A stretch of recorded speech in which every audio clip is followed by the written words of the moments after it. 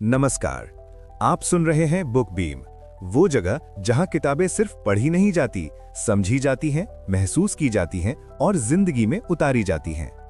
आज की ये ऑडियो बुक किसी मोटिवेशनल भाषण की तरह नहीं है। ये एक सेल्स कोच की ट्रेनिंग है, शांत, स्पष्ट और अनुभव से निकली हुई। यहाँ हम सेल्स को बेचने की चालाकी की तरह नहीं, बल्कि लोगों को समझने की कला की तरह सीखेंगे। इस पूरी सीरीज को ऐसे सुनिए जैसे आप एक किताब के अध्याय दर अध्याय खोल रहे हों। हर अध्याय आपको सेल्स के एक नए सच से मिलवाएगा, एक नई सोच देगा और एक नया नजरिया सिखाएगा। अगर आप चाहते हैं कि सेल्स आपको मजबूर ना करे, बल्कि आप सेल्स को समझकर इस्तेमाल करें, तो ये ऑडियो बुक आपके लिए है। बुक बीम को अभी सब्सक्राइब कीजिए, क्योंकि यहाँ हम शब्दों से नहीं, समझ से वैल्यू बनाते हैं। चलिए अब इस किताब का पहला अध्याय खोलते हैं। कस्टमर की सोच, कस्टमर साइकोलॉजी। जब भी आप सेल सीखने आते हैं तो ज्यादातर लोग यही सोचते हैं कि सर कौन सा शब्द बोलें कि कस्टमर हाँ बोल दे। लेकिन यही सबसे बड़ी गलती होती है। सेल्स शब्दों का खेल नहीं है, सेल्स दिमाग और भावना का खेल है। सबसे पहले ये बात अपने दिमाग में बैठा लीजिए, कस्टमर कभी भी प्रोडक्ट नहीं खरीदता, वो अपनी भावना के लिए खरीदता है। अब मैं आपको कस्टमर की सोच अंदर से दिखाता हूं। जब कोई व्यक्ति आपके सामने बैठा होता है तो उसके दिमाग में पहले से कुछ सवाल चल रहे होते हैं। क्या ये मेरे लिए सही है? कहीं मैं गलती तो नहीं कर रहा? पैसा देने के बाद पछताना तो नहीं पड़ेगा? ये आदमी मुझे बेवकूफ तो नहीं बना रहा? याद रखिए, कस्टमर आपके प्रोडक्ट से नहीं डरता, वो गलत फैसला लेने से डरता है। अब ध्यान दीजिए इस बात पर, इंसान दो वजहों से खरीदता है, या तो दर्द से बचने के लिए या फायदा पाने के लिए। कोई बीमा इसलिए नहीं लेता क्योंकि उसे पॉलिसी पसंद है, वो इसलिए लेता है क्योंकि उसे भविष्य का डर है। कोई कोर्स इसलिए नहीं खरीदता क्योंकि वीडियो अच्छे हैं, वो इसलिए खरीदता है क्योंकि उसे लगता है अगर मैंने अभी नहीं सीखा तो मैं पीछे रह जाऊंगा। अब एक बहुत जरूरी बात सुनिए, जो अच्छे और खराब सेल्समैन में फर्क करती है। कस्टमर हमेशा सही शब्द नहीं बोलता, लेकिन उसकी भावना हमेशा सच्ची होती है। जब वो कहता है महंगा है, तो असल में वो कह रहा होता है मुझे डर लग रहा है कि पैसे वसूल नहीं होंगे। जब वो कहता है अभी सोचकर बताऊंगा, तो असल में वो कह रहा होता है मुझे अभी भरोसा नहीं हुआ है। इसलिए एक सेल्स कोच होने के नाते मैं आपसे कहता हूं, कस्टमर के शब्द मत सुनिए, उसके डर, उसकी उम्मीद और उसकी उलझन सुनिए। अब सवाल आता है, कस्टमर की सोच समझें कैसे? इसका एक ही तरीका है, सुनना। ज्यादा बोलना नहीं, समझाने की जल्दी नहीं, पहले सुनना। जब आप सही सवाल पूछते हैं तो कस्टमर खुद अपनी समस्या बोल देता है, और जब कोई इंसान खुद अपनी समस्या बोल देता है तो वो आधा खरीद चुका होता है। एक आखिरी बात लिख लीजिए, ये बहुत काम आएगी। कस्टमर को ये महसूस होना चाहिए कि आप उसे कुछ बेच नहीं रहे, आप उसकी मदद कर रहे हैं। जिस दिन आपके अंदर ये सोच आ गई, उसी दिन से आपकी सेल्स बदलने लगेगी। तो याद रखिए, सेल्स की शुरुआत मुंह से नहीं होती, सेल्स की शुरुआत दिमाग से होती है। अब अगली क्लास में हम सीखेंगे कि सही सवाल कैसे पूछे जाते हैं। 2. सवाल पूछने की कला। ठीक है, अब ध्यान से सुनिए।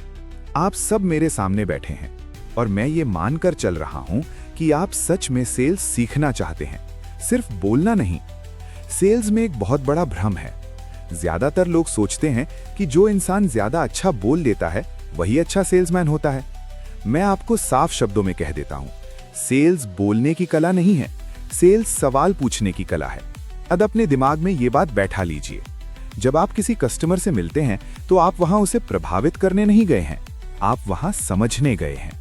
जो इंसान सवाल नहीं पूछता वो अंधेरे में तीर चला रहा होता है। अब सोचिए, अगर आपको ये ही नहीं पता कि सामने वाला परेशान किस बात से है, तो आप समाधान कैसे देंगे?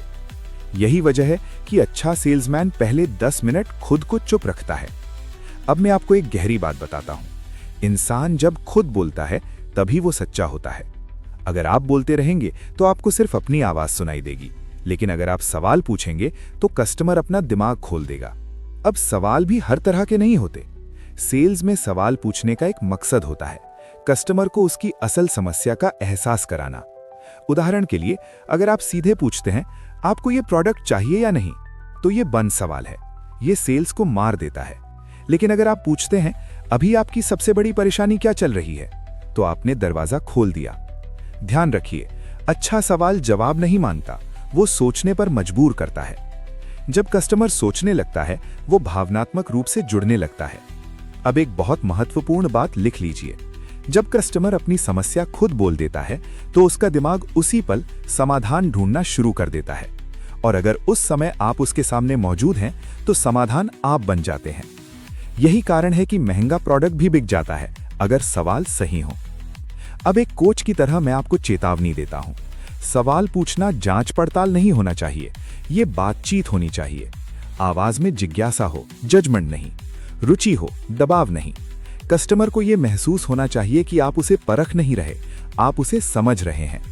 और अंत में ये सबसे जरूरी बात याद रखिए, जो सवाल कस्टमर को बोलने पर मजबूर कर दे वही सवाल सेल्स को आगे बढ़ाता है। तो अगली बार जब आप किसी कस्टमर से मिलें तो अपने दिमाग में ये मत सोचिए कि मुझे क्या बोलना है, ये सोचिए मुझे क्या पूछना है। अगली क्लास में हम सीखेंगे कि भरोसा कैसे बनाया जाता है। 3. भरोसा बनाना, ट्रस्ट बिल्डिंग। ठीक है, अब जरा और ध्यान से सुनिए, क्योंकि अब हम उस चीज पर आ गए हैं जहां अधिकांश सेल्स फेल होती है। आप सब मेरे सामने बैठे हैं और मैं आपको एक कोच की तरह सीधी बात कह रहा हूं। सेल्स में अगर कोई एक चीज सबसे ज्यादा मायने रखती है तो वो है भरोसा। आपका प्रोडक्ट अच्छा हो सकता है, आपकी कीमत सही हो सकती है, आपकी बात भी समझदार हो सकती है, लेकिन अगर भरोसा नहीं है तो कुछ भी नहीं बिकेगा। अब एक बात अपने दिमाग में बैठा लीजिए, लोग प्रोडक्ट से नहीं, इंसान से खरीदते हैं। कस्टमर जब आपके सामने बैठा होता है तो वो ये नहीं सोच रहा होता कि ये प्रोडक्ट कैसा है, वो ये सोच रहा होता है क्या मैं इस इंसान पर भरोसा कर सकता हूं। भरोसा ऐसे नहीं बनता कि आप जोर जोर से बोलें या बहुत ज्यादा समझाने लगें। असल में ज्यादा समझाना कई बार भरोसा तोड़ देता है। अब मैं आपको भरोसे का पहला नियम बताता हूं। सच बोलिए, भले ही वो आपकी सेल्स के खिलाफ जाए। जब आप कस्टमर को ये बताते हैं कि ये चीज आपके लिए सही नहीं है तो उसी पल उसके दिमाग में एक बात बैठती है, ये आदमी बेचने नहीं मदद करने आया है, और यहीं से भरोसा शुरू होता है। दूसरी बात, कभी भी हर चीज पर हाँ मत कहिए। जो इंसान हर बात पर सहमत हो जाता है उस पर कोई भरोसा नहीं करता। कभी कभी कस्टमर से असहमत होना भी जरूरी होता है, लेकिन सम्मान के साथ। अब तीसरी और बहुत गहरी बात सुनिए, भरोसा शब्दों से नहीं व्यवहार से बनता है। आप कैसे सुनते हैं, कैसे रुकते हैं, कैसे जवाब देते हैं, यही सब कस्टमर देख रहा होता है। अगर आप जल्दी में हैं तो उसे लगेगा कि आप सिर्फ बेचने आए हैं। अगर आप शांत हैं तो उसे लगेगा कि आपको उसकी परवाह है। अब एक बहुत बड़ा सच बताता हूं, कस्टमर झूठ पकड़ लेता है, भले ही वो कुछ न कहे। इसलिए कभी ऐसा मत दिखाइए जो आप हैं नहीं। सेल्स में नकाब ज्यादा देर नहीं टिकता। एक और बात लिख लीजिए, जो इंसान पैसे के पीछे भागता है उस पर भरोसा नहीं बनता, लेकिन जो इंसान समस्या सुलझाने पर फोकस करता है उस पर भरोसा अपने आप बन जाता है। और हाँ, भरोसा एक मीटिंग में भी बन सकता है अगर आपका इरादा साफ हो। आखिर में एक कोच की आखिरी बात, अगर कस्टमर ये महसूस करने लगे कि ये आदमी मेरी जगह होता तो भी यही सलाह देता, तो समझ लीजिए सेल्स नहीं रिलेशनशिप बन चुकी है। और जहां रिलेशनशिप होती है वहां सेल्स अपने आप होती है। अगली क्लास में हम सीखेंगे कि आपत्ति को कैसे समझा जाए। 4. आपत्ति को समझना, ऑब्जेक्शन हैंडलिंग। ठीक है, अब ध्यान दीजिए, क्योंकि अब हम उस हिस्से पर आ गए हैं जहां ज्यादातर लोग हार मान लेते हैं। आप सब मेरे सामने बैठे हैं और मैं आपको एक कोच की तरह बिल्कुल साफ साफ समझा रहा हूं। जब भी आप सेल्स में आगे बढ़ते हैं तो एक पल ऐसा आता है जब सामने वाला कहता है, महंगा है, अभी जरूरत नहीं है, मैं बाद में बताऊंगा। और यहीं ज्यादातर लोग अंदर से टूट जाते हैं। उन्हें लगता है इसने मना कर दिया। लेकिन मैं आपको आज ये बात पक्की कर देना चाहता हूं, आपत्ति मना करना नहीं होती, आपत्ति असमंजस होती है।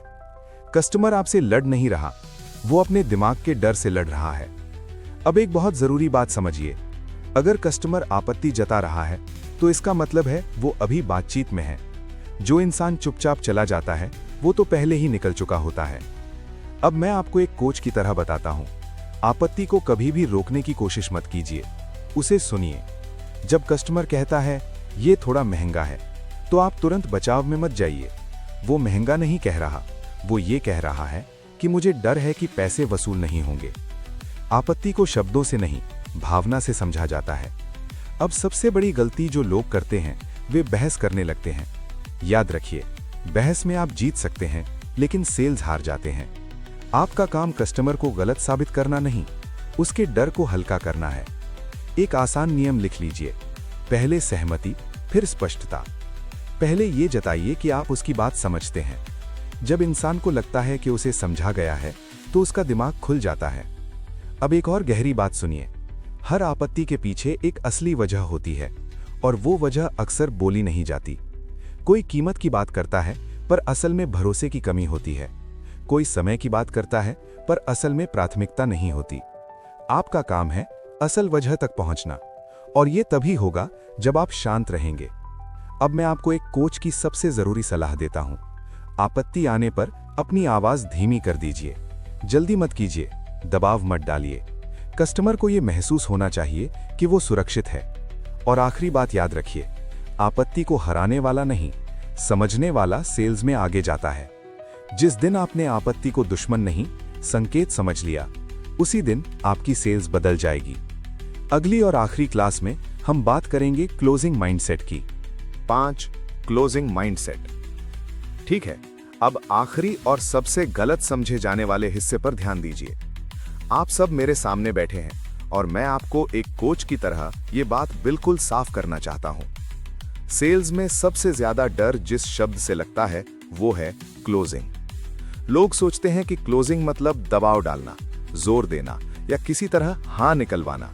लेकिन मैं आपको आज ये बात पक्की कर देना चाहता हूं, क्लोजिंग कोई तकनीक नहीं है, क्लोजिंग एक माइंडसेट है। अगर आपका माइंडसेट गलत है तो दुनिया की कोई भी क्लोजिंग लाइन काम नहीं करेगी। सबसे पहले यह समझ लीजिए, क्लोजिंग सेल्स का आखिरी स्टेप नहीं होती, क्लोजिंग तो शुरुआत से ही चल रही होती है। अगर आपने कस्टमर की सोच समझ ली, सही सवाल पूछ लिए, भरोसा बना लिया और आपत्तियां साफ कर दी, तो क्लोजिंग अपने आप आसान हो जाती है। अब ध्यान दीजिए एक बहुत गहरी बात पर। क्लोजिंग का मतलब है कस्टमर को निर्णय लेने में मदद करना। निर्णय थोपना नहीं, निर्णय आसान बनाना। कई बार कस्टमर इसलिए नहीं कहता क्योंकि वो मना करना चाहता है, बल्कि इसलिए क्योंकि वो फैसला लेने से डरता है। और यहीं आपका रोल शुरू होता है। एक कोच के रूप में मैं आपको बताता हूं, अगर आपने ईमानदारी से काम किया है तो क्लोजिंग मांगना गलत नहीं है। गलत तब होता है जब आप बिना वैल्यू दिए क्लोज करना चाहते हैं। अब एक महत्वपूर्ण बात लिख लीजिए, डर क्लोजिंग को रोकता है, स्पष्टता क्लोजिंग को आगे बढ़ाती है। जब कस्टमर को साफ दिखने लगता है कि समस्या क्या है, समाधान क्या है और अगला कदम क्या है, तो उसका दिमाग शांत हो जाता है, और शांत दिमाग आसानी से हाँ कहता है। अब मैं आपको चेतावनी भी देता हूं, क्लोजिंग में जल्दीबाजी भरोसा तोड़ देती है। अगर आप बेचैन दिख रहे हैं तो कस्टमर और ज्यादा सतर्क हो जाएगा, लेकिन अगर आप शांत हैं तो उसे लगेगा ये आदमी मेरे फैसले का सम्मान करता है। यही असली क्लोजिंग माइंडसेट है। एक और बात ध्यान रखिए, कभी भी क्लोजिंग को मेरी सेल्स की तरह मत देखिए, उसे देखिए कस्टमर का अगला सही कदम। जब आप ये सोच लेते हैं तो आपके शब्द बदल जाते हैं, आपकी आवाज बदल जाती है और आपकी ऊर्जा बदल जाती है, और कस्टमर ये सब महसूस करता है। आखिर में एक कोच की आखिरी सीख, अगर कस्टमर ये महसूस करे कि मैं दबाव में नहीं, समझदारी से निर्णय ले रहा हूं, तो समझ लीजिए क्लोजिंग हो चुकी है। याद रखिए, सेल्स का अंत क्लोजिंग नहीं है, सेल्स की शुरुआत एक सही निर्णय से होती है। यहीं इस किताब का असली मतलब पूरा होता है।